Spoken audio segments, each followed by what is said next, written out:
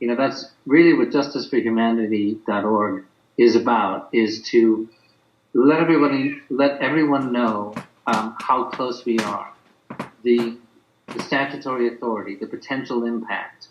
And, there's a quote I came across from, I believe it was the director of Amnesty International, a remark he made at a conference in Europe in which they were attempting to have human rights laws actually agreed to a higher degree of enforcement by the governments.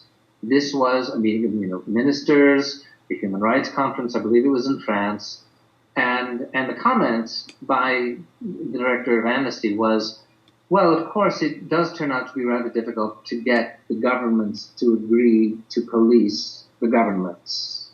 That is an inherent difficulty. And that, to me, that perfectly illustrated. Here you have, someone who would be in probably one of the most highest profile human rights organizations in the world, Amnesty International, admitting that the game is rigged. We're all going through the motions here. We're trying to get the governments to agree to police themselves on human rights. Well, we are going to be very energetically upfront in letting everybody know every step of the way how the funding is having an impact, when the first actual disputes are filed. And this is going to be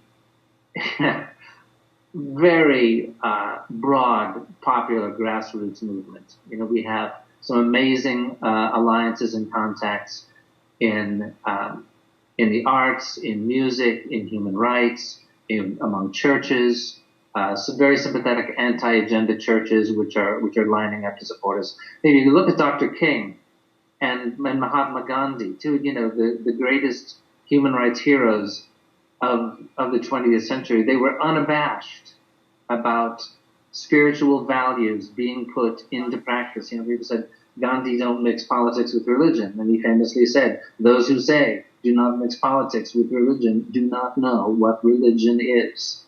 And so there's a huge community of churches and people who are not affiliated with the church, but to whom their spirituality is a central part of their lives, are all, coming on board because the need is so dire. You can't turn on the TV or look at your computer without seeing that some other heinous human rights violation.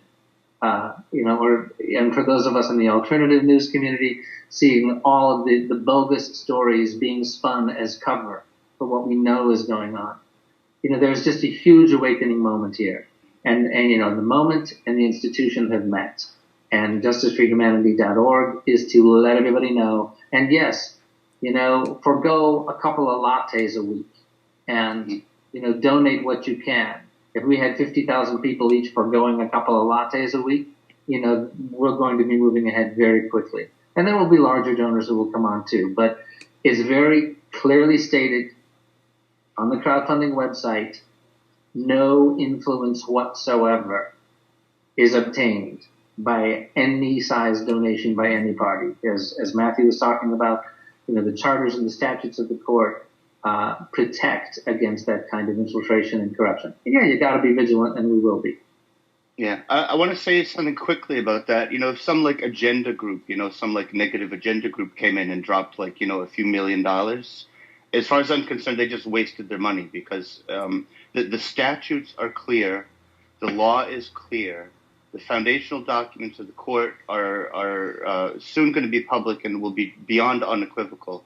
Nothing will compromise any principles just because somebody threw some money at it. So if somebody donates money, they better be because they really believe in true objective application of the law with no exceptions.